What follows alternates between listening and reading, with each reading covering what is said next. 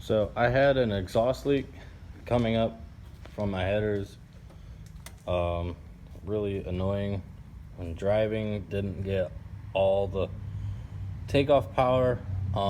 At first I thought it was the belt because it started squeaking, or it sounded like it was squeaking. So that's why I thought it was a belt, but it turned out to be those two bolts there that come from the exhaust manifold head that attach, I think, to the turbo and onto the downpipe. I don't know. I just tightened them.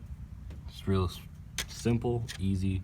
Didn't have to take this off, but I did at first. Just takes an 11/16 with 2 extensions on it to get it fixed.